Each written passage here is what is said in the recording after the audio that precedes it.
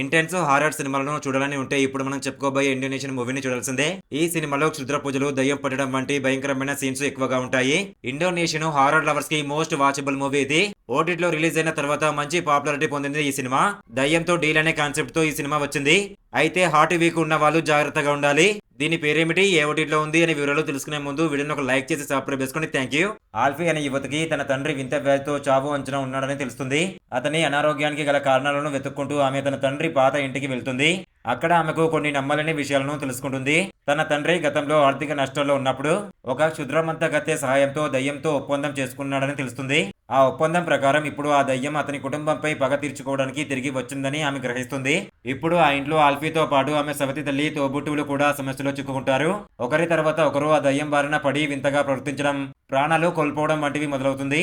చివరగా దయ్యం శక్తుల నుండి ఆల్ఫీ బయటపడుతుందా, అసలు ఆ దయ్యంతో చేసుకున్న ఒప్పందం ఏమిటి అనే విషయాలను తెలుసుకోవాలనుకుంటే ఈ సినిమాను మిస్ కాకుండా చూడండి. ఈ ఇండోనేషియన్ హారర్ మూవీ పేరు వచ్చేసి మే ది డెవిల్ టేక్ యూ. ఇది ఫ్యామిలీ సీక్రెట్స్, డేమన్ పొజిషన్స్ తో సాగే స్కేరీ మూవీ. ఇది ఒంటరిగా కూడా అసలు చూడకూడని సినిమా ఇది. ఇలాంటి బెస్ట్ హారర్ మూవీ రివ్యూస్ కావాలనుకుంటే మన ఇన్స్టాగ్రామ్, టెలిగ్రామ్, వాట్సాప్ గ్రూప్ లో జాయిన్ అవ్వండి. డిస్క్రిప్షన్ లో లింక్ ఇచ్చాను, జాయిన్ అవ్వండి. Thank you.